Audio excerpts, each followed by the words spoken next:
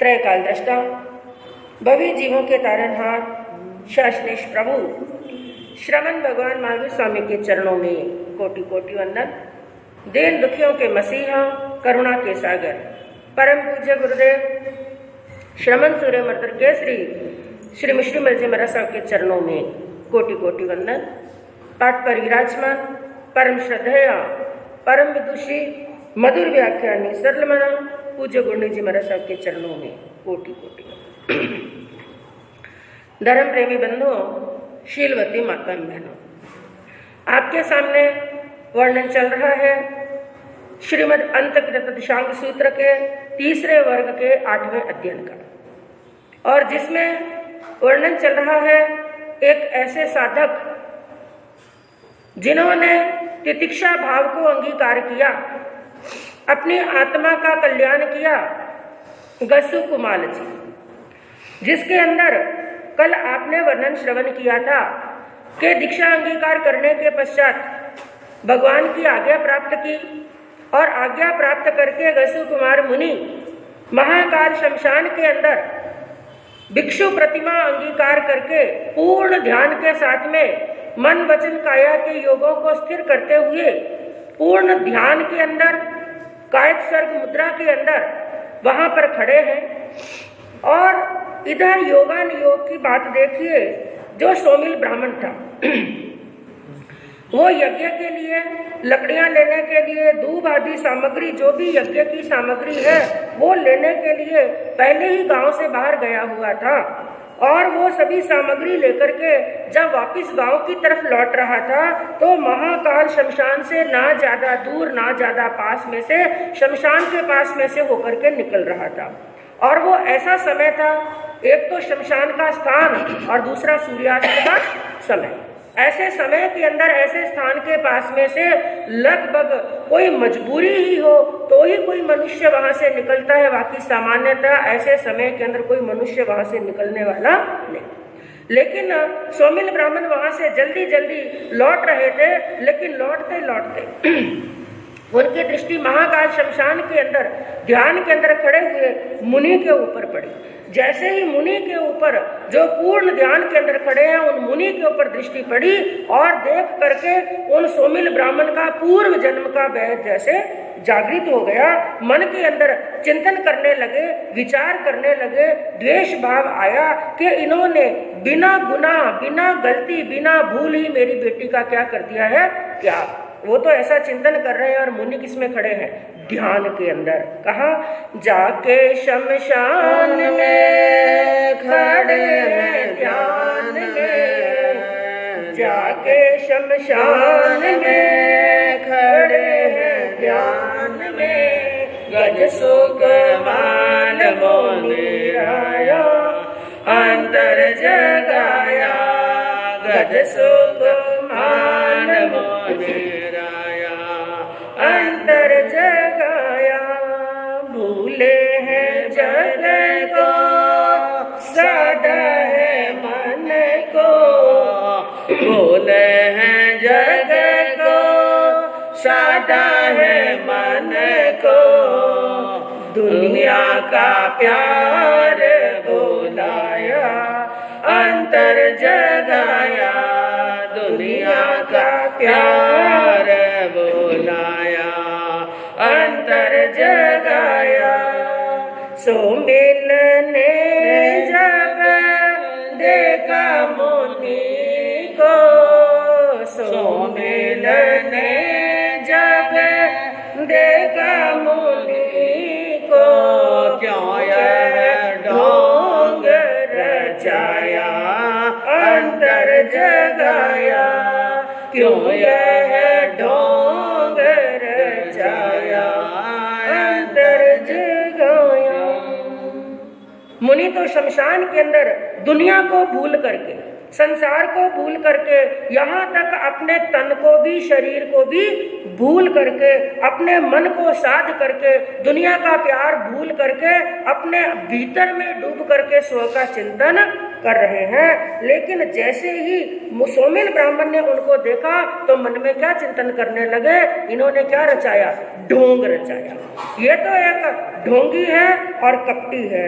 S नम वो से गस्सु कुमारे कुमारे अपत्य जा परिवज्जय से जे मम नम मम दूयम सोमिसरिये भारी आय अत्तयम सोमदारियम अदिठ दोष पय्यम काल वित्तेनम विपजहेता मुंडे जा पवय तम सेयम कलु ममम गैसु कुमारस कुमारस वेर निज्जानम करेत एवं संपेहि संपेहिता दिशा पड़ी लेहनम करे करिता सरसम मट्टियम गेन्ने गेन्निता जेने गैसु कुमारयन गारे तेने हुआ गच्छिता गैस कुमारस नगारस मत्थय मट्टियां पालिम बंदई बंदिता जलंतियो चीयाओ फुल्लिय किंसियो समाणे खय रंगारे कहल्ले नम गेन्ने गेन्निता गैस कुमारस नगारस मत्थय पक्ष वै पक्षी विता बीय तओ किप्पमेव अवक्कमे अवक्कमिता जामेव दिसिम पाउ हुए तमेव दिसिम पड़ी गए।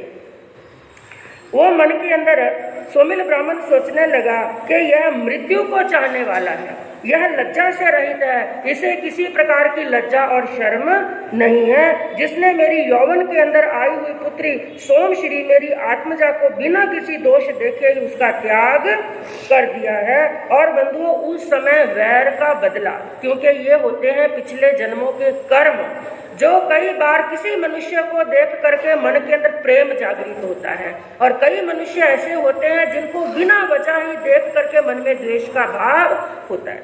ये उस समय द्वेष के भाव ऐसा लगता है कि बिना वजह, लेकिन बिना वजह ना प्रेम है और ना ही किसी के प्रति द्वेष है। तो अब सोमिल के मन के अंदर पिछले जन्म के कुछ ऐसे कर्म जिसके कारण से द्वेष पैदा हो रहा है, और उसने चारों तरफ दृष्टि डाली, चारों तरफ देखने लगे कि कहीं मुझे कोई देख तो नहीं रहा, और ऐसे सुने स्थान के अंदर आजू बाजू में कोई नहीं था, और उसके मन के अंदर एक दुष्ट विचार आया। उसने क्या किया, एक स्थान पर गीली मिट्टी पड़ी थी और गीली मिट्टी उठाई और गीली मिट्टी लाकर के मुनि के जो उसी दिन लोच हुआ था, ऐसे मस्तक के ऊपर गीली मिट्टी की पाल बांध दी, और पाल बांधने के बाद में वहां पर एक कोई चिता जल रही थी, जहां पर खेर अंगारे यानी ऐसे अंगारे जो एकदम लाल सुरंग थे। वो अंगारे लेने के लिए एक ठीकरी उठाई और ठीकरी के अंदर क्या भरे, अंगारे भर दिए। सिर पर बांधी बाल में टेके, सिर पर बांधिए बाल में टेके, खैर अंगारा ले आया अंतर जगाया, खैर अंगारा ले आया अंतर जगाया, रख दिए सिर पर जलते अंगारे, रख दिए सिर पर जलते अंगारे, परमुनि सिर को हिलाया अंतर जगाया, परमुनि सिर न हिलाया अंतर जगाया, नष्ट किए है कर्म रिपु को, नष्ट किए है कर्म रिपु को, सिद्ध अचल पद पाया अंतर जगाया, सिद्ध अचल पद पाया अंतर जगाया, जाके शमशान में खड़े हैं ध्यान में, जाके शमशान में खड़े हैं ध्यान में, गज सुख मान मोनिराया अंतर जगाया। सिर पर बांधी है पाल मिट्टी की, गीली मिट्टी की पाल सिर पर बांध दी, और एक ठीकरे के अंदर जलती हुई चिता में से ऐसे वहां पर उन्होंने अंगारे लिए जहां पर बताया गया पलाश के फूलों के समान।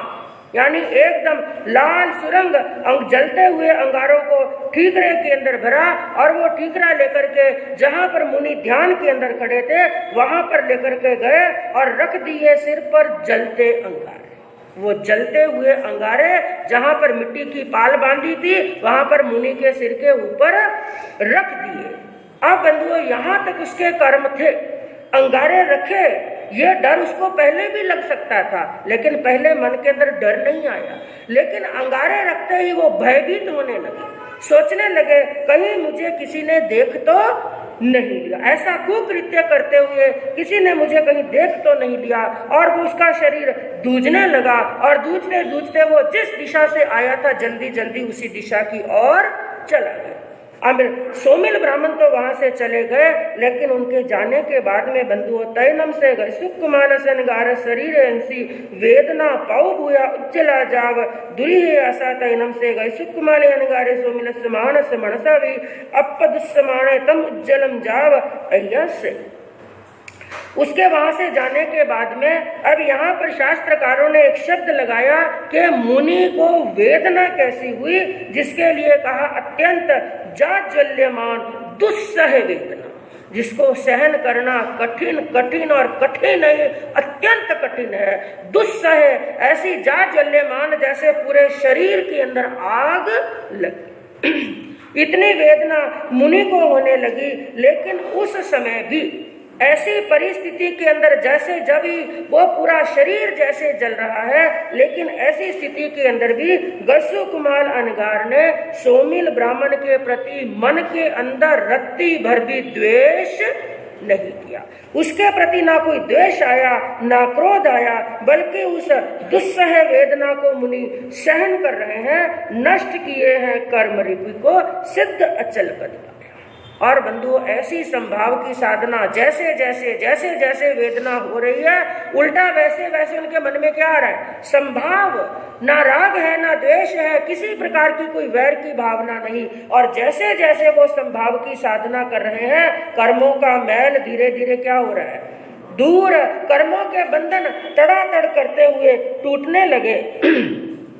तैनम तस् गए सुकुमाल सनगारस तमुज्जलम जाव अय्या सेवाणस सुबेनम परियामेणम पसत्तयम अज्जवसानेम तदा वर्णिज्जानम कम्माणम खयेनम कम्मरय वि किरणम अपूपकर्णम अनुपविठस अनंते अनुत्तरे जाव केवल वर नान दंसने समुपन्ने तो पच्छा सिद्धे जाव सब दुख पहीने। और उस जाज्वल्यमान वेदना को सहन करते हुए गस्सु कुमार अनगार के परिणाम यानी भाव और अध्यवसाय क्या होने लगी, शुद्ध। भाव और अध्यवसाय शुद्ध होने लगे, आत्मा कर्मों से रहित होने लगी। और प्रशस्त अध्यवसायों के कारण से और उनके ज्ञानावर्णीय दर्शनावर्णीय आदि जो 4 कर्म हैं, वो कर्मों के बंधन तड़ातड़ टूटने लगे।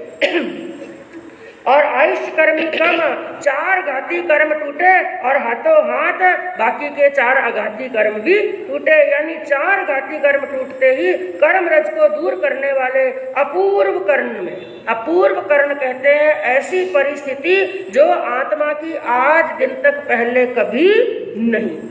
ऐसी स्थिति के अंदर जिन्होंने प्रवेश किया और अंतिम क्षण के अंदर 8 ही कर्मों को तोड़ते हुए उन्होंने केवल ज्ञान केवल दर्शन भी प्राप्त किया और 8 ही कर्मों को तोड़ करके सिद्ध बुद्ध और मुक्त हो गए।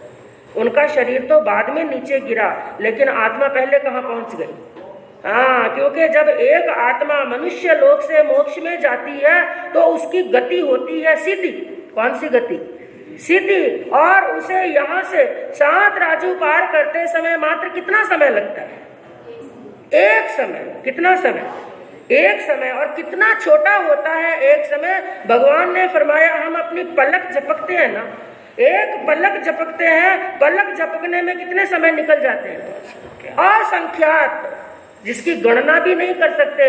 लेकिन उनकी आत्मा को, कोई भी सिद्ध आत्मा जब मनुष्य लोक से मोक्ष के अंदर जाती है, मात्र एक समय, इतनी छोटी इकाई होती है जिसका गणना करना हमारे बस की बात नहीं। तो शरीर तो धरती पर बाद में गिरा, लेकिन आत्मा पहले कहाँ पहुंच गई?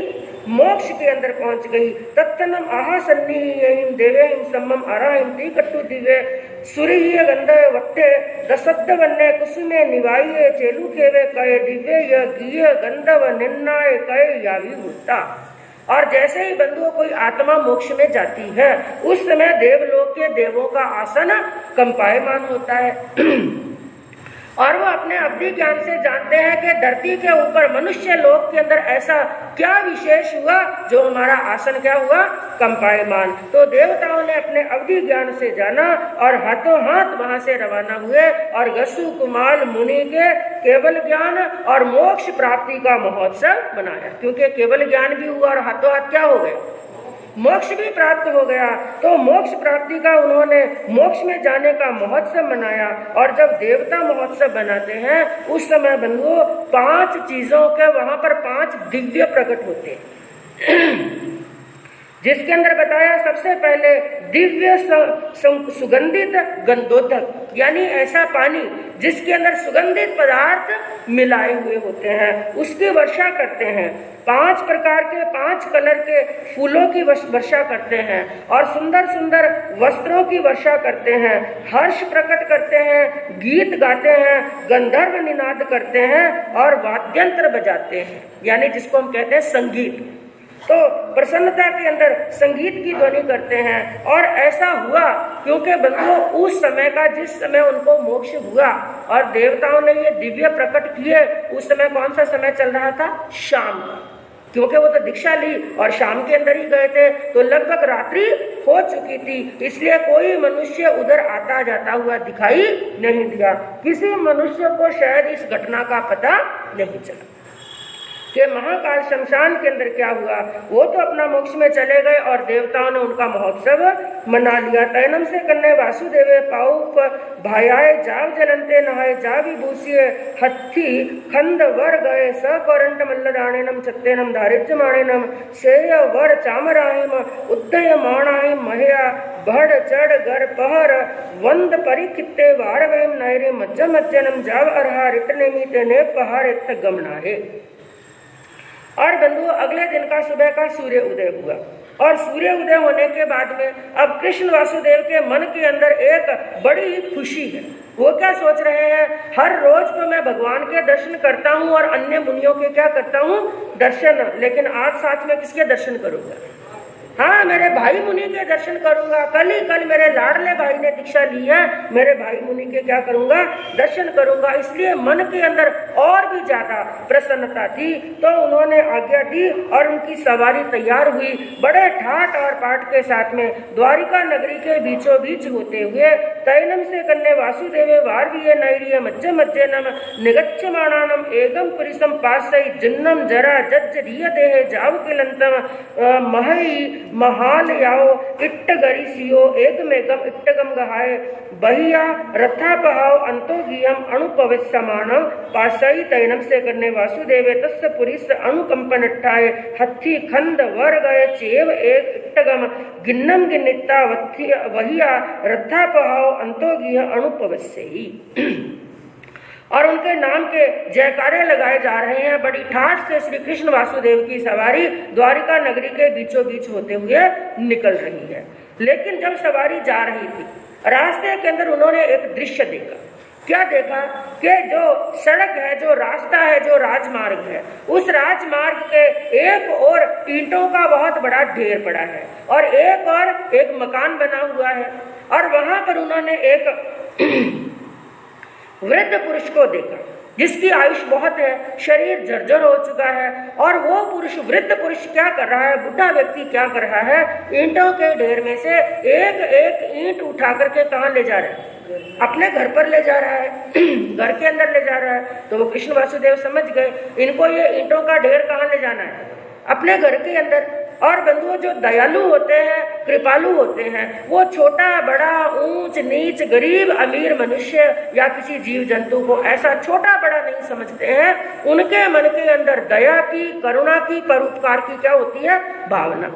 तो कृष्ण वासुदेव के मन के अंदर बड़ी उपकार और दया की भावना आई। वो सोचने लगे क्या तो इनका शरीर है, जर्जर शरीर है और इतनी उम्र है, इतना बड़ा ईंटों का ढेर, और ये एक ईंट से ज्यादा नहीं उठा सकते। एक एक ईंट उठा करके घर के अंदर लेकर के जाएंगे तो सुबह से शाम भी हो जाएगी। इसलिए उन पर दया करते हुए, अनुकंपा करते हुए उन्होंने क्या किया, हाथी के होदे पर बैठे बैठे ही एक ईंट उस ढेर में से उठाई और उठा करके उनके घर के अंदर रख दी। और ये दृश्य किसने देखा? हाँ, पीछे जो सेना आ रही थी, जो सेवक लोग आ रहे थे, कोई हाथी के ऊपर था, कोई घोड़ों के ऊपर था, कोई पैदल था, कोई रथ के अंदर था, जो सब लोग पीछे आ रहे थे, हजारों की जनमेदनी पीछे आ रही थी। उन्होंने देखा हमारे अधिपति, हमारे राजा ने ऐसा कार्य किया है, तो जैसा कार्य बड़े करते हैं तो छोटे भी उनका अनुकरण करते हैं। तो ऐसा दृश्य देख करके सबने अपने अपने हाथ से क्या उठाई, एक एक ईंट उठाई और उस वृद्ध पुरुष के घर के अंदर रख दी। देखते ही देखते कुछ ही क्षणों के अंदर, जो कार्य पूरे दिन में या 2 दिन भी लग सकते थे, कुछ ही क्षणों के अंदर उस वृद्ध का कार्य क्या हो गया, पूरा पूरा ईंटों का ढेर अंदर चला गया। तैनम से कन्ने वासुदेवे नहाए, एक गाय इट्ट गाय गई आए सवणाए अण गई परिसई से महालाय इट्टगस राशि बाह्या रथा पहाव अंतोगरंसी अनुपवसई तैनम से कन्ने वासुदेवे वार्गीय नैर्य मज्जा मज्जनम निगच्छे निगचिता जेनेव अरहा रिट्टनेमि तेनेव हुआ गच्चा हुआ गच्चिता जा वंदई नमसी वंदिता नमसिता ग सुक्माला मणिगारे अप्पास समाणे अरम अरिट्टनेमि वंदई नमसी वंदिता नमसिता एवं वयासी। और ये कार्य होने के बाद में अब कृष्ण वासुदेव की सवारी फिर आगे बढ़ी और बढ़ते बढ़ते जहां पर अरिष्टनेमिनाथ भगवान विराजमान थे वहां पर उनके शरण के अंदर पहुंच गए। पहुंच करके उन्होंने भगवान को वंदन किया, नमस्कार किया, दक्षिण और प्रदक्षिणा की।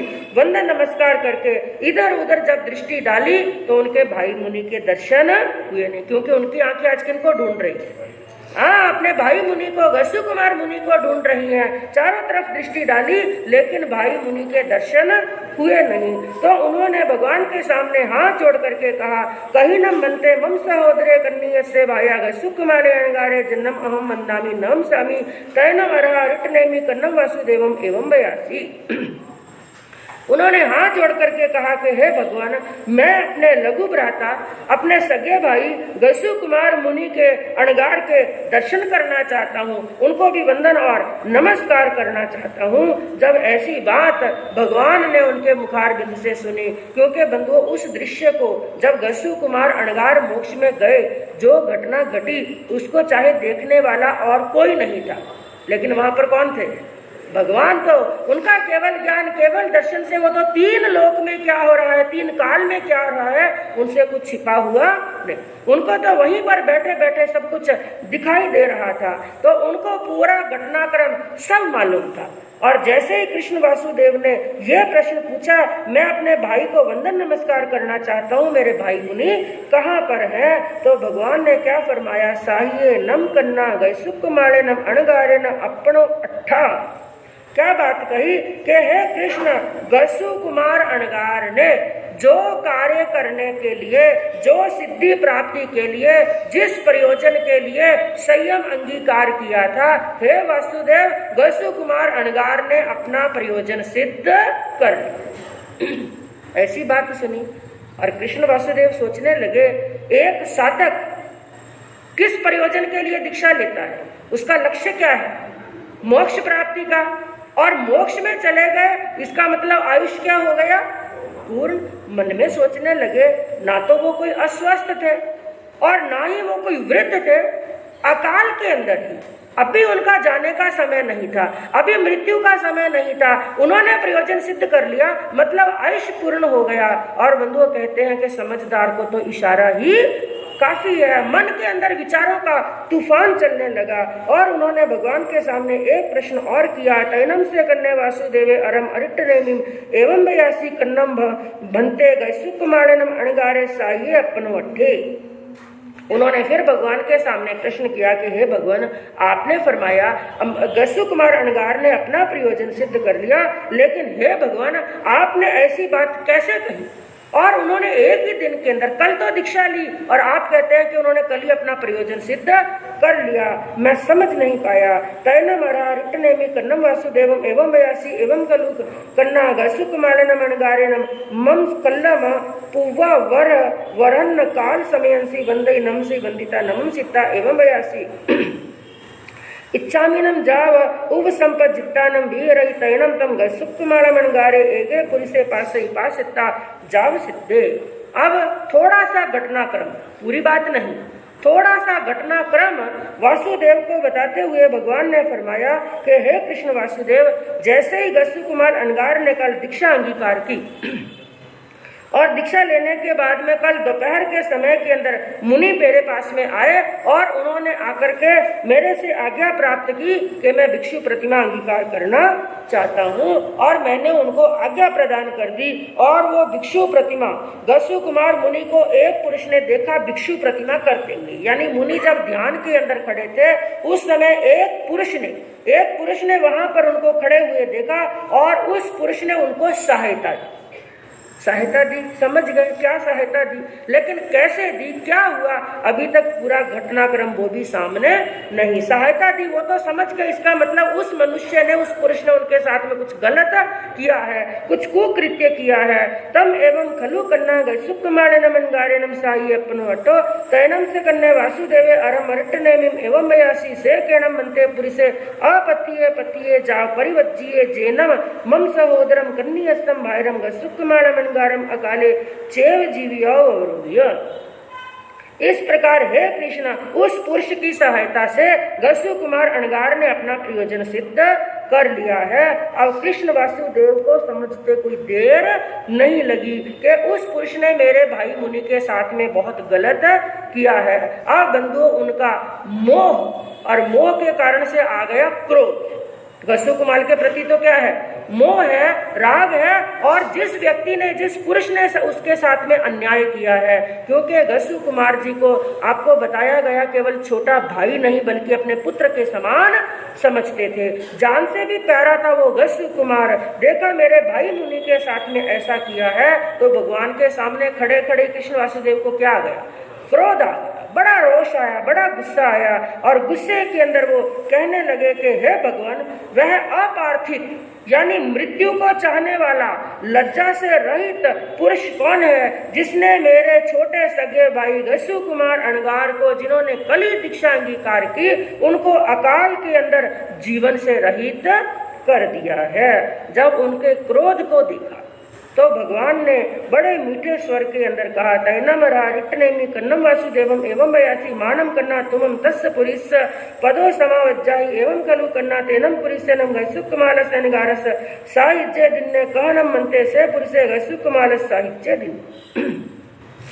क्योंकि भगवान जान रहे हैं कि ये संसार के अंदर रहने वाले मोह से ग्रस्त मनुष्य हैं, और मोह के कारण से ही इनको क्या आ रहा है, क्रोध आ रहा है। इसलिए प्रभु ने बड़े प्रेम से उनको मीठे शब्दों के अंदर कहा कि हे वासुदेव, हे कृष्ण, तुम उस पुरुष पर द्वेष मत करो, वो द्वेष करने योग्य नहीं है, क्योंकि उस पुरुष ने तो गस्सु कुमार अनगार को अपना प्रयोजन सिद्ध करने के लिए, अपनी साधना के अंदर सफलता प्राप्त कराने के लिए, उस पुरुष ने तो गस्सु कुमार मुनि को क्या दी है, सहायता दी है, मदद की है। ऐसी बात सुनी, क्योंकि बंधुओं ये सब ज्ञानी अपने ज्ञान से जानते हैं। जो आत्मा मोह से ग्रस्त है, राग से ग्रस्त है, संसार के जाल में फंसा हुआ है, उसकी समझ में ये बातें जल्दी जल्दी बैठने वाली नहीं। बड़े हैरान हुए कृष्ण वासुदेव। उन्होंने फिर कहा, हे भगवान, आपने कहा, आपने फरमाया कि उस पुरुष ने गस्सु कुमार अनगार को सहायता दी है, किस प्रकार से सहायता दी है? तो प्रभु ने कहा, कन्ना तुम मम पाए वंदे हम मा गच्छमाणे वार भी नैरिये एगम पुरुषम पाससी जाग अनुपवसई जहानम कन्ना तुमम तस्य पुरुष साहिज्य दिने एवमेव कन्ना तेनम पुरुषेन गस्सु कुमारस अनगारस अनेक भव सय सह संचयम कम्मम उदीरमाणेनम बहुकम निज्जरत्तम साहिज्य दिने। तो प्रभु ने श्री कृष्ण वासुदेव को समझाते हुए कहा कि हे वासुदेव, जिस समय आज तुम मेरे चरण वंदन करने के लिए, यहाँ पर दर्शन करने के लिए आ रहे थे, उस समय तुमने रास्ते के अंदर एक वृद्ध पुरुष को देखा। उन्होंने कहा, हाँ प्रभु। तो उस पुरुष को देख करके तुमने देखा कि वो ईंटों के ढेर को अंदर ले जाना चाहता है, लेकिन उसके शरीर की परिस्थिति देखते हुए तुम्हें बड़ी अनुकंपा आई, बड़ी दया आई और तुमने उसकी सहायता की, एक ईंट अंदर ले जा करके रखी। और ऐसा करने से देखते ही देखते सब ईंटों का ढेर क्या चला गया अंदर। तो तुमने उसे सहायता दी और तेरे सहायता देने के कारण से क्या हुआ, उस पुरुष के जो इतने चक्कर लगने थे, हाँ, बाहर सड़क से यहाँ से ईंट उठाना, कहाँ ले जाना, घर के अंदर, ना जाने उसको हजारों चक्कर लगते, लेकिन तेरे सहायता करने के कारण से उसके सभी चक्कर क्या हो गए, मिट गए। तो जैसे तुमने उस पुरुष को सहायता दी है, इसी प्रकार गस्सु कुमार मुनि को भी उस पुरुष ने क्या दी, सहायता। गस्सु कुमार अणगार के इतने कर्म थे जिन कर्मों को काटने के लिए ना जाने उसे जन्म और मरण के कितने ही चक्कर काटने पड़ते, लेकिन जैसे तूने सहायता दी उसी प्रकार उस पुरुष ने सहायता दी कि इसी जन्म के अंदर एक ही दिन के अंदर कर्म क्या हो गए, कट गए, संचित कर्म उनके कट गए। क्योंकि बंधुओं, बिना कर्म बांधे किसी को भोगना नहीं पड़ता, और यदि भोग रहे हैं इसका मतलब हमने किसी ना किसी जन्म में कर्म बांधे हैं। इसलिए ज्ञानियों ने क्या कहा कि बांध्या बिन भुगते नहीं। यदि कर्म बांधे नहीं है तो भुगतने की आवश्यकता नहीं।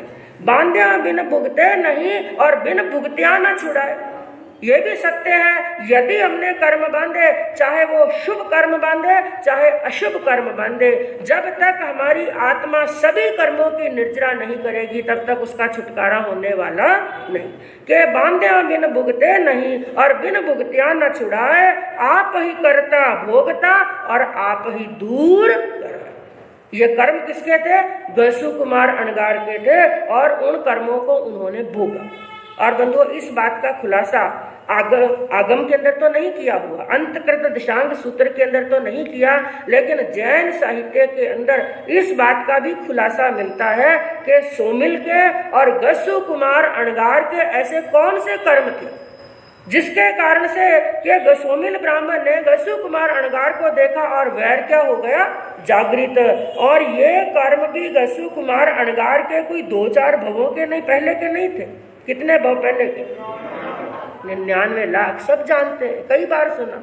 और लेकिन बंधुओं, कई बार क्या होता है, इस जन्म के अंदर मनुष्य किसी का अहित उसने किया नहीं, किसी के साथ में गलत नहीं किया, किसी का धन खाया नहीं, अन्याय किया नहीं, कपट किया नहीं, फिर भी मनुष्य कई बार क्या होता है, दुखी हो जाता है, कष्ट के अंदर होता है, पीड़ित होता है। तो सहसा उस मनुष्य के मुख से क्या शब्द निकलते हैं, अरे भाई मैंने तो कभी किसी का कुछ नहीं बिगाड़ा, ये भगवान मुझे क्यों दुखी कर रहे हैं, कहते हैं ना। लेकिन भगवान कभी किसी को दुखी नहीं करते। हो सकता है हमने इस जन्म के अंदर किसी के साथ में गलत नहीं किया, किसी को रुलाने का काम नहीं किया, किसी के गांव के ऊपर नमक डालने का काम इस जन्म ने नहीं किया है, लेकिन बंधुओं किसी ना किसी जन्म में तो हमने किया है। इस दुनिया के अंदर अन्याय चल सकता है, लेकिन कर्म कभी किसी के साथ में गलत करने वाले नहीं है। 99 लाख पहले के कर्म, कैसे कर्म थे? एक सेठ जी जिनके घर के अंदर एक सेठानी, कई वर्ष हो गए शादी हुए, लक्ष्मी खूब थी, रिद्धि संपत्ति खूब थी सेठ जी के पास में, लेकिन सबसे बड़ी कमी के घर के अंदर संतान नहीं। मैं कहूँ पैसा भी हो और उसको खाने वाला नहीं तो पैसा किसका। तो सेठ जी ने खूब उपचार कराया वैद्य हकीमों से, लेकिन कोई उपचार नहीं लगा। आखिर सेठ जी ने एक दिन दूसरी शादी कर दी। साल भर निकला और सेठानी ने एक लड़के को, छोटी वाली सेठानी ने एक लड़के को जन्म दिया। अब पहले ही दोनों सौते, और सौतन सौतने के बीच में तो यूं ही द्वेष, और जिस चीज की कमी बड़ी वाली के पास में है और वही कमी किसने पूरी कर दी, छोटी वाली ने। तो छोटी वाली की पूछ क्या हो गई, ज्यादा हो गई, उसका सम्मान सत्कार बढ़ गया, और बढ़ा के नहीं बढ़ा, लेकिन पहली वाली के मन में क्या हो गया, द्वेष पैदा हो गया। और इस द्वेष के चलते जैसे ही वो उस बच्चे को देखती है, जैसे ही वो छोटी वाली सेठानी को देखती है, उसके सम्मान सत्कार को देखती है, तो मन के अंदर द्वेष आता है, द्वेष आता है, क्रोध आता है। इसी द्वेष की अग्नि के अंदर जलने लगी। एक दिन उसके मन के अंदर विचार आया, इस बच्चे को तो मार दूं तो ठीक, लेकिन ऐसा मौका मिला नहीं।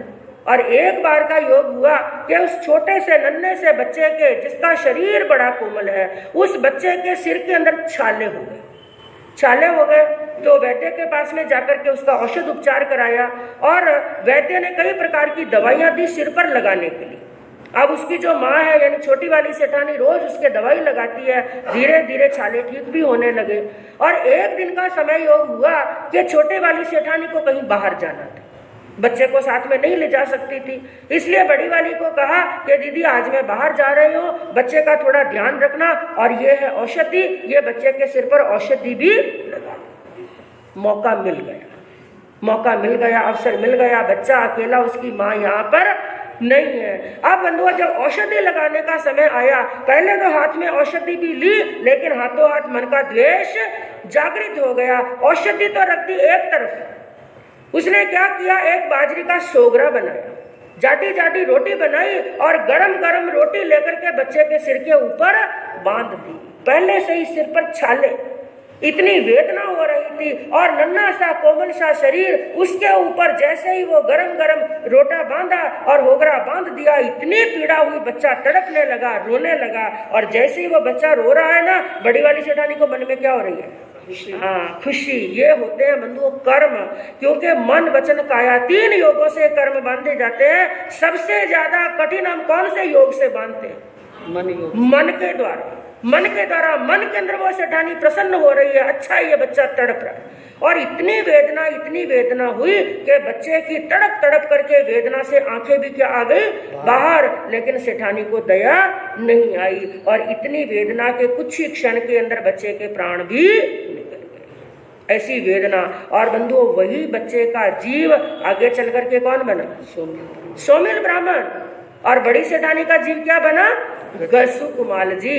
और बंधु कहते हैं चीकने कर्म, जिसको निकाचित कर्म जो मन के द्वारा बनते हैं ना, उनकी विशेषता क्या है जो मन के द्वारा निकाचित कर्म बांधे जाते हैं, वो ना तो मिच्छा में दुक्कड़म देने से टूटते हैं, ना तपस्या से टूटते हैं, ना ही किसी स्वाध्याय से टूटते हैं, ना प्रतिगमन से टूटते हैं, बल्कि उनको तो जिस रूप में बांधा है, शरीर के जिस अंग को कष्ट दिया है, उसी प्रकार भोगना पड़ेगा। उस बच्चे को पीड़ा कहाँ पर दी थी, सिर पर, इसलिए मुनि के अंगारे भी कहाँ रखे, सिर के ऊपर। तो प्रभु ने कहा कि हे कृष्ण, उस पुरुष के प्रति तुम द्वेष मत करो। उसने तो मुनि को क्या दी है, सहायता। तैनम से कन्ने वासुदेवे अरम अरिट नेमिम एवं वयासी सेनम मंते पुरी से मम कहम जाई अव्य तम तैनम अरा अरिट नेमि कन्नम वासुदेवम एवं वयासी जेनम कन्ना तुमम बार्गिये नैरिये अणु पवित समाणम पासिता टीये चेव ठी बेनम कालम करिसई तन्नम तुम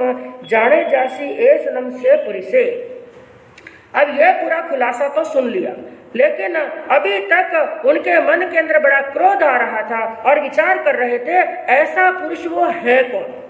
इसलिए प्रश्न किया कि हे प्रभु, आपने जो बात फरमाई अपने ज्ञान से जान करके, वो तो मैंने स्वीकार कर ली, आपकी बात पूर्ण रूप से सत्य है, लेकिन हे प्रभु, मैं ये जानना चाहता हूँ ऐसे पुरुष को, ऐसे मनुष्य को मैं जानूंगा और पहचानूंगा कैसे। तब प्रभु ने ना तो नाम बताया, ना अत्ता और पता बताया। जानते सब थे, लेकिन कई बातें व्यवहार के अंदर उनको कैसे बतानी, किस प्रकार से बतानी, इसलिए नाम पता तो नहीं बताया। और प्रभु ने क्या निशान बताया, हे कृष्ण, यहाँ से लौटते समय, जब तुम यहाँ से दर्शन वंदन करके वापिस अपने महलों के अंदर द्वारिका नगरी की तरफ जाओगे, उस समय रास्ते के अंदर जो पुरुष तुम्हें देख करके रुक जाएगा और स्थिति से भयभीत हो जाएगा, स्थिति का भेद नहीं पड़ेगा, यानी हम जिसे बोलते हैं कंफ्यूज हो जाता है मनुष्य। कई बार ऐसी परिस्थिति होती है, स्थिति का भेद होने पर जो धड़ाम से नीचे गिर जाएगा, आयुष पूर्ण कर देगा, समझ लेना वह वही मनुष्य है जिसने गसुकमाल मुनि को सहायता दी। तो कृष्ण महाराज ने ये बात सुनी, खुलासा तो सभी हो गया।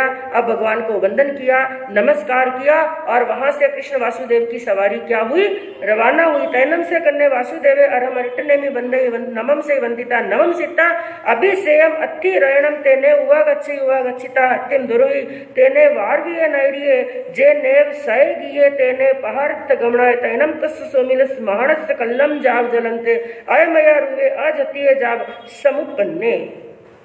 अब भगवान को वंदन नमस्कार करके अपने हाथी पर विराजमान होकर के वहां से उनकी सवारी रवाना हुई। लेकिन बंधुओं, जैसे ही सवारी रवाना हुई, आज कृष्ण महाराज के मन के अंदर क्या था? दुख, शोक, पीड़ा, कष्ट के अंदर, बड़े शोक के अंदर थे। उनके भाई के साथ में ऐसा हुआ, इसलिए उन्होंने अपने सेवकों को, जो साथ में लोग चल रहे थे, उनको आदेश दिया। क्योंकि हर रोज तो ये सवारी जो निकलती है, चाहे आते हैं चाहे जाते हैं, कौन से मार्ग से? राजमार्ग से होकर के जाते हैं। लेकिन आज वो शोक के अंदर है, इसलिए उन्होंने आदेश दिया कि आज सवारी राजमार्ग से होकर के नहीं जाएगी। जो छोटी गलियां हैं, जो छोटा रास्ता है, उस रास्ते से होकर के सवारी लेकर के चलो। अब सवारी उस रास्ते से जाने लगी। अब इधर कृष्ण महाराज की सवारी आ रही है और इधर देखिए सोमिल ब्राह्मण जब सुबह का सूर्य उदय हुआ और वो भी स्नान नान करके तैयार हुआ, लेकिन मन के अंदर एक डर है, एक भय है। किस बात का? उन्होंने क्या सोचा, रोज की तरह कृष्ण महाराज कहाँ जाएंगे? मुनि भगवान के पास में, और भगवान के पास में जाएंगे तो सबसे पहले भगवान के दर्शन करते ही किसके दर्शन करेंगे? अपने भाई मुनि के। लेकिन भाई वहां पर नहीं है, और भगवान जो घट घट की बात जानते हैं, भगवान उनको सत्य बता देंगे। और जब कृष्ण वासुदेव को इस बात का सत्य पता चलेगा, वो मुझे अपने पास में बुलाएंगे और सामने बुला करके ना जाने मेरा कैसा हश्र करेंगे। मैं को ये चिंतन अब आ रहा है, पहले नहीं आया। क्यों नहीं आया? कर्म। पहले क्या थे? कर्म। और कर्म ऐसे हैं जो मनुष्य की विवेक बुद्धि के चक्षु बंद कर देते। तो ऐसा सोचने लगा। फिर उसने विचार किया, कृष्ण वासुदेव ना जाने मुझे कौन सी मौत से मारेंगे, इसलिए मेरे लिए अच्छा है कृष्ण वासुदेव वहां पर जाएं, उन्हें सत्य का पता चले, सेवकों को भेजे, इससे पहले ही मैं द्वारिका नगरी छोड़ करके यहाँ से भाग जाऊं। और कौन से रास्ते से जाऊं? क्योंकि कृष्ण महाराज कौन से रास्ते से आएंगे? राजमार्ग से। इसलिए मेरे लिए अच्छा है कि मैं संकड़ी गलियों से होकर के निकल जाऊं, ताकि उनके हाथ मेरे तक नहीं पहुंचे। ऐसा जानकर एवं कलु कन्या वासुदेव अरम रिट नेमि पाए वंदे निगय तम नाम मेयम अरहा विन्ना मेयम अरहा सौ मेयम अरहा सिद्ध मेयम अरहा भविष्य कन्नस्त वासुदेव स्तम नम नज्जय नम कन्या वासुदेव मम केण वि कुमारे न मारिस्य इति कटु दिए सयाओ गियाओ पड़े निखमय कन्नस वासुदेव स्वारव्यम नैरी अणुपवि समानस्य पुरो सपिक्खम सपड़ी दिसम हव माग ए तैनम से सोमिले माणे कन्नम वासुदेव अरहा सहसा पासिता भिये ठिये चेव ठी बेणम कालम करे धरिणा धरणी तलंसी सवम गेहिम दसती सन्निवटिये। अब इधर तो कृष्ण वासुदेव की सवारी संकड़ी गलियों से होकर के द्वारिका में प्रवेश कर रही है, और इधर सोमिल ब्राह्मण संकड़ी गलियों से होते हुए द्वारिका से बाहर निकलने का प्रयास कर रहे हैं। और एक स्थान ऐसे आया जहां पर सामने आ गए सोमिल ब्राह्मण, और इधर से सामने आ गई कृष्ण वासुदेव की सवारी। और ऐसे लगा जैसे ये कृष्ण वासुदेव एक राजा नहीं है, साक्षात यमराज के समान। ये मेरी मृत्यु है, ये मुझे छोड़ने वाले नहीं। और इतना वो भयभीत हुआ, इतना वो डरा, उसकी धड़कन बढ़ गई। और धड़कन इतनी तेज हुई, इतनी तेज हुई, आज की भाषा में कह सकते हैं कि हार्ट अटैक। हाँ, वहीं पर वो स्थिति का भेद नहीं हो जाने से वहीं पर सर्वांग से धड़ाम से नीचे गिर गया, क्योंकि खड़े खड़े के ही प्राण निकल गए, खड़े खड़े के ही प्राण निकल गए, और उसका शरीर धड़ाम से नीचे गिर गया। और जैसे ही उसको धड़ाम से नीचे गिरते हुए देखा, श्री कृष्ण वासुदेव को कौन सी बात याद आई? भगवान की, अरिष्टनेमिनाथ भगवान की। भगवान ने फरमाया था, जो मनुष्य तुम्हें देख करके अपना आयुष्य पूर्ण कर दे, धड़ाम से नीचे गिर जाए, यही वही पुरुष है। अब उसके प्रति और द्वेष जागृत हुआ। तैलम से कन्ने वासुदेवे सोमिलम माणम पासे पासिता एवं मयासी एस्नम बोधेवानुतिया से सोमिले मायने अपत्तीय जा परिवज्जी जैन मम सहोदरे कन्नीय से बाहरे सुखमाले अनगारे अकाले चेव जीविया ववरोवी अति कट्टु सोमिलम माणम पाणेहिम कड्डा वे कड्डा विता भूमि पाणी एने अभुखा वे अभुखा वित्ता जेने सय गिये तेने उवा गए स्वयं गियम अणुपवित्ते एवं कलु जंबू सन्नेनम भगवया महावीरणम जाव संपत्तिन अंतगढ़ दसानम तच्चस वग्ने सयमट्टे पणते। अब श्री कृष्ण वासुदेव यह दृश्य देख करके समझ गए कि ये वही मनुष्य है, इसलिए क्रोध के अंदर आते हुए फिर उन्होंने अपने सेवकों को, कौटुंबिक पुरुषों को कहा, हे देवानुप्रिय, यही वह सौमिल ब्राह्मण है, अपार्थिव का पार्थिव, लज्जा से रहित, और ये जिसने मृत्यु का वर्ण कर लिया है, जिसने मेरे छोटे लघु भ्राता घसु कुमार अणगार को असमय के अंदर ही मार डाला। ये तो ऐसा दुष्ट मनुष्य है कि इसकी तो लाश को भी सम्मान नहीं मिलना चाहिए। इसलिए आज्ञा दी, चंडालों को बुला करके चंडालों के हाथों से इसकी लाश को यहाँ द्वारिका से बाहर फेंकवा दो, और यहाँ पर इसकी लाश पड़ी वो स्थान भी क्या हो गया, अपवित्र हो गया। इसलिए इसको, इस भूमि को पानी से धोकर के साफ और शुद्ध करो। ऐसी आज्ञा देकर के कृष्ण वासुदेव अपने महलों के अंदर चले जाते हैं। और यहाँ पर श्री सुधर्मा स्वामी ने जम्बू स्वामी से कहा कि हे जम्बू, भगवान ने अंतकृत दशांग सूत्र के तीसरे वर्ग के 8वें अध्ययन का इस प्रकार से अर्थ कहा है।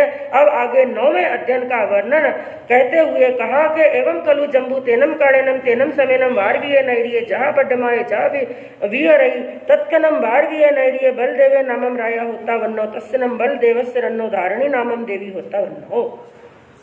अब 9वें अध्ययन का वर्णन करते हुए सुधर्मा स्वामी ने कहा कि हे जम्बू, वही द्वारिका नाम की नगरी थी जहाँ पर बलदेव नाम का राजा राज्य करता था, जिनके महलों के अंदर धारणी नाम की महारानी थी। तैनम सा धारणी सीएम सुमिने जहाँ गोय में नवरम सुमुख कुमारे पन्ना समकायाओ पन्ना सदाओ 14 कुबाइम अहिजय विषम वासाइम परियाओ शेषम तम चेव जाव से तुझे। और एक बार उन धारणी महारानी ने स्वप्न के अंदर सिंह का स्वप्न देखा, और बाकी सभी वर्णन पहले वर्ग के पहले अध्ययन यानी गौतम कुमार के वर्णन के समान ही समझना चाहिए। और अंतर केवल इतना है कि बालक का नाम सुमुख कुमार रखा गया। और सुमुख कुमार जब बड़े हुए युवा हुए तो एक ही दिन के अंदर 50 कन्याओं के साथ में जिनका पानी ग्रहण यानी विवाह हुआ। और एक बार उन्होंने भी यानी सुमुख कुमार ने भी भगवान अरिष्टनेमिनाथ की वाणी सुनी, वैराग्य आया, और उन्होंने भी गौतम कुमार की तरह दीक्षा अंगीकार की। दीक्षा लेने के बाद में सामायिक से लगाकर 14 पूर्वों का ज्ञान सीखा, 20 वर्ष तक संयम का पालन किया। अंतिम के अंदर शत्रुंजय पर्वत पर जाकर संधारा से लेखना अंगीकार करके सिद्ध बुद्ध और मुक्त हो गए। निके वो एवं दुमुहे भी कुबदारे भी दोनों भी बलदेव धारणी सुया दारुए भी एवं चेव नगरम वसुदेव धारणी सुये एवं अन्नादित्य भी वसुदेव धारणी सुये एवं कलु जम्बू समनेनम जाव संपते न मट्टम संग संधिगढ़ दसानम तच्च सवग्गस तेरस समस्य अज्जय न साय मट्ठे पणते। इसी प्रकार दुर्मुख कुमार और कूपदार कुमार का 10वें और 11वें अध्ययन के अंदर वर्णन समझना चाहिए। यह दोनों बलदेव और धारणी के पुत्र थे। और 12वें अध्ययन के अंदर दारुक कुमार का वर्णन चलता है, जिनके पिता का नाम वसुदेव और माता का नाम धारणी था। और 13वें अध्ययन के अंदर अनादृष्ट कुमार का वर्णन चलता है, जिनके पिता का नाम वसुदेव और माता का नाम धारणी था। इस प्रकार हे जम्बू, ये तीसरे वर्ग के 13 अध्ययन संपूर्ण हुए। अब चौथे वर्ग के लिए वापिस जम्बू स्वामी ने कहा कि हे भगवान, मैं आपके मुखारविंद से चौथे वर्ग के अंदर कितने अध्ययन है, कौन कौन सी आत्माओं का वर्णन चलता है, श्रवण करना चाहता हूँ। तो सुधर्मा स्वामी ने कहा, जैनम मंते समनेनम जाव संपतेनम तच्चस वगस 13 जैना पणत्ता 14 वगस अंतगढ़ दसानम समनेनम जाव संपतेन कत्ती अज्जैना पणत्ता।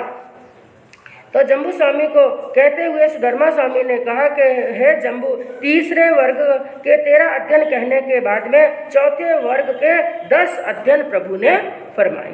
तो जम्बू ने कहा, हे भगवान, 10 अध्ययन कौन कौन से हैं? तो सुधर्मा स्वामी ने कहा, एवं कलु जम्बू समनेनम जाव संपतेनम 14 वगस 10 अज्जैना पणत्ता तंजहा जाली मयाली उवयाली पुरी सेनेय वारी सेनेय पज्जुन्न स्तंभ अनिरुद्ध सच्चनेमी दृढ़नेमी। उन 10 अध्ययनों का नाम बताते हुए कहा कि पहले अध्ययन में जाली कुमार का, दूसरे में मयाली कुमार का, तीसरे में उबियाली कुमार, चौथे में पुरिसेन कुमार, 5वें में बारिसेन कुमार, 6ठे में प्रद्युमन कुमार, 7वें में श्याम कुमार, 8वें में अनिरुद्ध कुमार, 9वें के अंदर सत्यनेमी कुमार और 10वें अध्ययन के अंदर दृढ़ नेमी कुमार का वर्णन चलता है। तो पहले अध्ययन का वर्णन करते हुए कहा कि जैना मंते समनेनम जाव संपतेनम 14 वगस 10 जैना प्रणता पड्डम सज्जयनस के अठे पणते एवं कलु जम्बू तेनम कालेनम तेनम समेनम वार्गीय नामम नैरी होता जहाँ पड में जाव कन्ने वासुदेवे आहे वच्चम जाव्य रही तत्तनम वार्गीय नैरिये वसुदेवे राया धारणी देवी वन्नो जहा गोयमो नवरम जाली कुमारे पन्ना सौ दाओ वार संगी 16 वासाइन परियाओ शेषम जहा गोयमस्त जाव से पुंजे। इस प्रकार है जम्बू उस काल और उस समय की बात है। वही द्वारिका नाम की नगरी थी, जिस नगरी के अंदर वासुदेव नाम के राजा राज्य करते थे, जिनके महलों के अंदर एक महारानी थी जिनका नाम था धारणी। और धारणी महारानी ने एक पुत्र को जन्म दिया जिसका नाम रखा गया जाली कुमार। और जाली कुमार भी जब बड़े हुए, युवा हुए, उनका भी एक साथ में 50 कन्याओं के साथ में विवाह हुआ। और उन्होंने भी भगवान की वाणी सुनी और भगवान की वाणी श्रवण करके उनको भी वैराग्य उत्पन्न हुआ, संयम अंगीकार किया और संयम लेकर के 12 अंगों का ज्ञान प्राप्त किया, अध्ययन किया, 16 वर्ष तक संयम का पालन किया और अंतिम के अंदर शत्रुंजय पर्वत पर जाकर सिद्ध बुद्ध और मुक्त हो गए। और जैसा जाली कुमार का वर्णन चलता है, बाकी के 9 अध्ययनों के अंदर भी वैसा ही वर्णन समझना चाहिए। मयाली, उबयाली, पुरीसेन, वारीसेन और प्रद्युम्न कुमार का भी वर्णन ऐसा ही चलता है। अंतर केवल इतना है, इनके पिता का नाम श्री कृष्ण और माता का नाम रुक्मिणी था। और एवं संबे वीर नवरम जम्बवई और शाम्ब कुमार का वर्णन भी वैसा ही समझना चाहिए, जिनकी माता का नाम था जाम्बवती। एवं अनिरुद्धे वीर नवरम पज्जुन्ने पिया वे दब्बी माया, अनिरुद्ध कुमार का भी वर्णन वैसा ही समझना चाहिए। केवल अंतर इतना है, इनके पिता का नाम था प्रद्युम्न और माता का नाम था वैदर्भी। एवं सत्यनेमी वीर नवरम समुद्र विजय पिया शिवा माया, और सत्यनेमी कुमार का भी वर्णन वैसा ही समझना चाहिए। उनके पिता का नाम था समुद्र विजय और माता का नाम था शिवा थी। एवं दृढ़ नेमी वी सवे एक गम्मा 14 वगस निखे हो, और दृढ़ नेमी का वृतांत और अधिकार भी वैसा ही समझना चाहिए। कुल मिलाकर के 10 अध्ययन यहाँ पर संपूर्ण हुए। और अब आगे 5वें वर्ग के लिए फिर जम्बू स्वामी ने कहा कि हे भगवान, 5वें वर्ग के अंदर कितने अध्ययन हैं और उसके अंदर किन किन आत्माओं का वर्णन चलता है। जैना मंते समनेनम जाव संपते 14 वगस मठ्ठे पणते पंचमस नम बनते वगस अंधगढ़ दसानम समनेनम के अट्ठे पणते एवं कलु जम्बू समनेनम जाव संपतेनम पंचमस वगस 10 जैना पणता तंजहा पौमा वैय गौरी गंधारी लक्कणा सुसीमा ये जम्ब वही सच्चभामा रुक्मिणी मूल सिरी मूल दत्तावी। तो उन्होंने कहा, हे जम्बू, भगवान महावीर स्वामी ने 5 वर्ग के 10 अध्ययन कहे और 10 अध्ययनों के अंदर पहले अध्ययन में पद्मावती रानी का, दूसरे में गौरी रानी का, तीसरे में गांधारी का, चौथे में लक्ष्मण, 5वें में सुसीमा का, छठे के अंदर जाम्बवती रानी का, 7वें में सत्यभामा, 8वें में रुक्मिणी का। और ये 8 जो पहले 8 नाम बताए गए हैं, 8 की 8 श्री कृष्ण महाराज की पटरानियां थी। और उसके बाद में नाम आता है, वर्णन आता है 9वें अध्ययन में मूल श्री का और 10वें के अंदर मूल दत्ता का। तो ये 10 अध्ययनों के अंदर 10 रानियों का वर्णन चलता है। जैना मंत्र समनेनम जाव संपते नम पंचमस वगस 10 जैना पणता पड्डमस नम मंते जैनस के अट्ठे पणते एवं कलु जम्बू तेनम कालेनम तेनम समेनम वारवीय नामम नैरी होता जहा पड में जाव कन्ने वासुदेवे आये वच्चम जाव वीरई तस्सनम कन्नस वासुदेव पौमा वही नामम देवी होता वन्नो तेनम कालेनम तेनम समेनम अरहा रिटनेमी समो सडे जाव वीरई। तो ये 10 अध्ययनों के अंदर 10 रानियों का वर्णन चलता है। तो जम्बू स्वामी ने कहा कि हे भगवान, पहले अध्ययन के अंदर जो पद्मावती रानी का वर्णन चलता है वो मैं आपके मुखारविंद से श्रवण करना चाहता हूँ। तो सुधर्मा स्वामी ने कहा कि हे जम्बू, उस काल और उस समय की बात है कि द्वारिका नगरी के अंदर अरिष्ट नेमिनाथ भगवान का पदार्पण हुआ। कन्या निगय जा पजवा सही तैनम सा पौमा वही देवी ई में से कहा लदट्टा समाणी अट्ठा रहा जेवे जाव पजवा सही। और श्री कृष्ण वासुदेव को जब भगवान के आगमन के समाचार मिले तो भगवान के दर्शन करने के लिए कृष्ण वासुदेव भगवान की धर्म कथा श्रवण करने के लिए भगवान के समूह शरण के अंदर जाते हैं, लेकिन साथ में पद्मावती महारानी भी। जैसे देवकी रानी का वर्णन आता है, वैसे पद्मावती महारानी भी भगवान को वंदन नमस्कार करने के लिए, दर्शन करने के लिए साथ में गई और भगवान के पास में पहुंचकर भगवान को वंदन किया, नमस्कार किया और भगवान ने परिषद को आया जान करके धर्म कथा कही। और धर्म कथा कहने के बाद में परिषद जिस दिशा से आई थी उसी दिशा की ओर लौट गई। लेकिन कृष्ण वासुदेव जिनके मन के अंदर बड़ा दुख था, अभी कुछ समय पहले ही उनके भाई के साथ में बहुत गलत हुआ, इसलिए उस शोक से अभी तक वो बाहर नहीं आए। और मात्र शोक ही नहीं, कई प्रकार के विचार उनके मन के अंदर चल रहे थे और उनके मन के अंदर एक शंका थी, उसका समाधान लेना था। हम ये कह सकते हैं कि शायद शंका नहीं, किसी बात का विश्वास पूरे मन के अंदर बैठ गया था। वो कि क्या बात थी? उन्होंने मन के अंदर क्या सोचा, अभी तक तो मेरी बड़ी पुनवानी थी, जो मेरा 3 खंड के अंदर राज्य है और जिनके अधीन में कितने राजा हैं? 16,000 मुकुटबंद राजा मेरी आज्ञा का पालन करते हैं। लेकिन अब ऐसा लग रहा है कि मेरी पुनवानी धीरे धीरे क्या हो रही है? क्षीण, कम हो रही है। क्यों? मैं यहाँ पर राज्य कर रहा हूँ और इसी द्वारिका नगरी के अंदर मेरे नाक के नीचे जो मेरा भाई मुझे जान से भी ज्यादा प्रिय है, लोगों को मेरा इतना भी डर नहीं रहा। और ये डर कब जाता है? जब मनुष्य की पुनवानी क्या हो जाती है? कम हो जाती है। मेरा इतना भी डर और भय नहीं रहा कि मेरे प्राण से भी ज्यादा प्यारे उस भाई के साथ में इतना कुकृत्य किया है, इसलिए मेरी पुनवानी क्या हो गई है? क्षीण, और पुनवानी कम हो गई है। अब उनको ऐसा लगने लगा कि ये राजपाट द्वारिका, ये सुख और वैभव भी अब रहने वाला, ये कोई डाउट नहीं हुआ। जैसे उनको विश्वास हो गया ये द्वारिका नगरी भी रहने वाली नहीं, क्योंकि उन्होंने प्रश्न ही भगवान के सामने ऐसा किया। क्या प्रश्न किया? तैनम कन्या वासुदेव अरारिटनेमि वंदे नवसी वंदिता नवम सीता एवं वयासी ईम ईश्वन मनते वार्वीय नैर्य द्वालस जैन आयाओ नव योजन वित्थिन्नाय जा पच्चकम देवलोक भूयाम किम मूले विन्ना से भविष्य कन्हा ई अरारिटनेमि कन्नम वासुदेवम एवं वयासी। उन्होंने सीधा ही क्या प्रश्न, उन्होंने ये प्रश्न नहीं पूछा कि हे भगवान इस द्वारिका का नाश होगा या नहीं, ये नहीं पूछा। उन्होंने सीधा ही प्रश्न ये पूछा, हे भगवान यह 12 योजन लंबी 9 योजन चौड़ी जो साक्षात देवलोक के समान सुंदर नगरी है, इस द्वारिका नगरी का विनाश किस कारण से हो? क्योंकि शायद ये तो उनको निश्चय हो चुका था कि अब ये द्वारिका नगरी रहने वाली।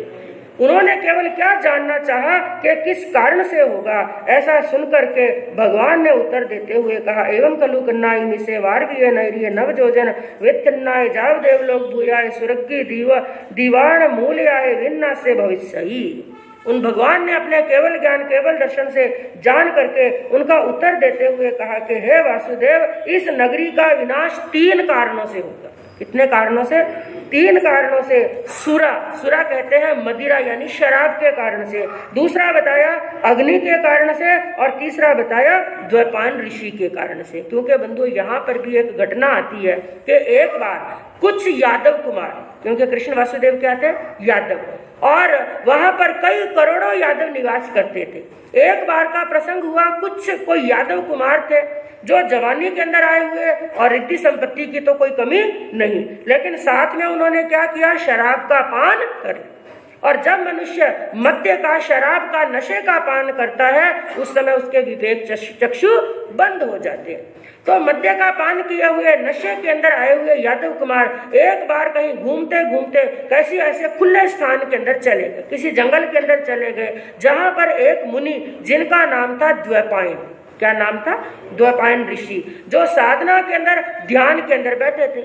और वो नशे के अंदर आए हुए जो यादव कुमार थे वो जाकर के मुनि को तरह तरह की मजाक करने लगे, तरह तरह के अपशब्द बोलने लगे। लेकिन मुनि संभाव के साथ में अपनी साधना में, ध्यान में बैठे रहे। और उन्होंने क्या देखा? यादव कुमारों ने देखा ये मुनि तो बोलते ही नहीं है, हमारी बात का जवाब नहीं देते हैं, इसलिए कभी उनका हाथ खींचने लगे, कई बार पांव खींचने लगे उनका ध्यान खुलाने के लिए, ताकि ये भी कुछ शब्द बोले। लेकिन मुनि अभी भी संभाव के अंदर बैठे थे। लेकिन बंधु जब किसी के साथ में अति होती है ना तो उनका संभाव भी दिख जाता। अभी तक तो द्वैपायन ऋषि संभाव के अंदर, ध्यान के अंदर बैठे थे, लेकिन अब उन्होंने, यादव कुमारों ने हद कर दी। उन्होंने देखा ये मुनि तो बोल ही नहीं रहे। उन्होंने क्या देखा? सामने एक मरा हुआ सांप पड़ा था।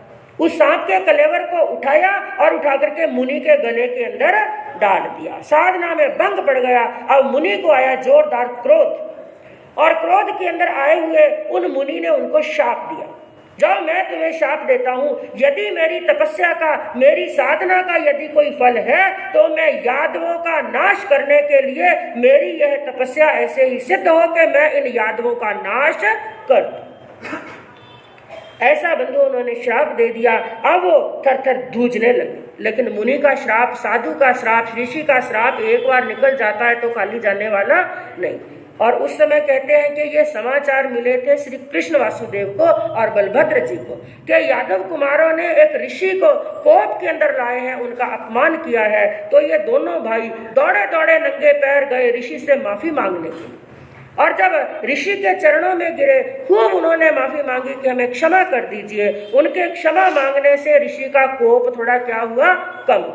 बस उन्होंने एक बात कही कि देखो वासुदेव, जो श्राप दे दिया है वो श्राप तो खाली जाने वाला, यादवों के वंश का नाश होगा तो होगा, लेकिन तुम दोनों भाई बड़े विनयवान हो, बड़े सरल, बड़े सहज हो, तुमने क्षमा मांगी है। बस मैं अपने श्राप को इतना ही कह सकता हूँ, तुम दोनों को वरदान दे सकता हूँ कि जिस समय द्वारिका का नाश होगा, जिस समय यादवों का नाश होगा, उस समय केवल उस अग्नि से तुम दोनों भाई बच पाओगे, बाकी और कोई बचने वाला नहीं। तो बंधु इस प्रकार का घटनाक्रम चलता है। तो भगवान ने फरमाया इन 3 कारणों से द्वारिका नगरी का क्या होगा, विनाश होगा। तैनम कन्नस वासुदेवस अरव अट्टने अंत्ये ए मठम सोचा निसिम अयमयर हुए अजतीय जाव समुपन्ने दन्नानम ते जाली मयाली व्याली पुरी सेन वारी सेन पजुन्न सब अनिरुद्ध दड़ने में सच्चने में पब्बी यो कुमारा जैनम चिच्चा हिरण्यम जाव परिभायता अरह अरिटने में अंतिम मुंडा जाव पव या अनम अधन्य अकय पुण्य रज्य जाव अंत्य च य मानुषुएसु य काम भोगेसु मुच्छिय नो संचायनी अरो अरिट नेमि जाव पव इत्तय कन्नाई अरा अरिट नेमि कन्नम वासुदेवम एवं यासी।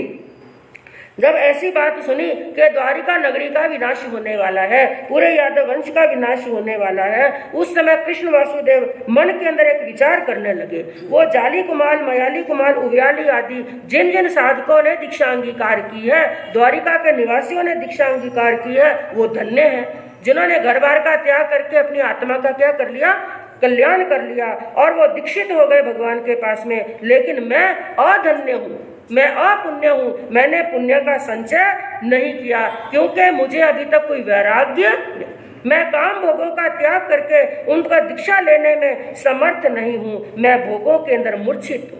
ऐसा विचार आया। तो ये विचार किसने जान लिए, भगवान ने श्री कृष्ण वासुदेव के विचार जाने और कृष्ण वासुदेव को दुखित होते हुए देखा। तो वासुदेव को संबोधित करते हुए कहा कन्ना राटनेमि कन्नम वासुदेव एवं व्यासी से नूनम कन्ने तब अयम अजतीय जाव समुपन्ने दन्नानम ते जाली जा पव्या से नूनम कन्ना अट्ठे समट्ठे हंता थी। उन्होंने उनकी उदासी को दूर करते हुए कहा, हे कृष्ण, क्या तुम्हारे मन के अंदर इस प्रकार का विचार आया है कि मैं दीक्षा अंगीकार नहीं कर सकता, मैं पुण्यहीन हूँ? उन्होंने कहा, हे कृष्ण, यह सत्य है। उन्होंने कहा, हाँ भगवान, यह सत्य है, ऐसा विचार मेरे मन के अंदर आया है। तो फिर भगवान ने कहा, हे कृष्ण, ऐसा कभी ना तो हुआ है, ना होता है और ना कभी होगा कि वासुदेव की पदवी को धारण करने वाले घर बार का त्याग करके क्या ले, दीक्षा ले। ऐसा कभी होने वाला नहीं। और तुम क्या हो, वासुदेव, यानी कोई भी वासुदेव कभी दीक्षा लेने वाला नहीं। फिर कृष्ण वासुदेव को और हैरानी हुई से के नट्टे न बनते एवं बुच्चई न एवं भूयम जा पविसंति करना रिठा रिट नेमी कन्नम वासुदेवम एवं भयासी। तब उन्होंने फिर प्रश्न किया, है भगवान, आपने ऐसा कैसे फरमाया, किस कारण से वासुदेव दीक्षा अंगीकार नहीं कर सकते हैं? उन भगवान ने उत्तर देते हुए कहा, संबोधन करते हुए कहा कि हे वासुदेव, जितने भी वासुदेव बढ़ते हैं, चाहे अवसर्पणी के हैं चाहे उत्सर्पणी के हैं, जितने भी वासुदेव बढ़ते हैं, सबके सब वासुदेव निदान करके ही वासुदेव बढ़ते हैं। निदान का मतलब पहले जब कभी वो साधक होते हैं अपनी साधना को जैसे दाव पर लगा लेते हैं। जैसे अब द्योपान ऋषि का यहाँ पर वर्णन आया कि मेरी साधना का फल हो तो यादवों के लिए मैं क्या बनूं, दुखदाई। अपनी साधना को दाव पर लगा लिया। उसी प्रकार जितने भी वासुदेव होते हैं, यही निदान करके चाह करके वो क्या बनते हैं, वासुदेव। और यदि कोई निदान करके वासुदेव या चक्रवर्ती भी बनते हैं तो निदान करने के कारण से वो संयम अंगीकार नहीं कर सकते। तो हे कृष्ण, ऐसा कभी भी होने वाला नहीं है कि तुम संयम अंगीकार करो। ऐसी बात सुनकर के अब कृष्ण वासुदेव के मन के अंदर बंधु और कौन सा प्रश्न पैदा होता है और उसका समाधान भगवान किस प्रकार से देते हैं, कल सुनने से मालूम पड़ेगा। इसी भावना के साथ में ओम शांति। आग में टिविहे की पाटी का कौशक कर, आग में टिविहे पणते तंजहा सुत्तागमे अर्थागमे तदुभयागमे। इस तरह 3 प्रकार आगम रूप ज्ञान के विषय में जो कोई अतिचार लगा हो तो आलो। जम वाइदम बच्चा मेलियम हिनक्करम अचक्करम पयहीनम विनयहीनम जोगहीनम घोषहीनम सुट्टुदिन्नम दुट्टू पड़िच्यम। अकाले कहो सज्जाओ काले न कहो सज्जाओ। असज्जाए सज्जायम सज्जाए न सज्जायम। बनता गुणता विचारता। ज्ञान और ज्ञानवंत पुरुषों की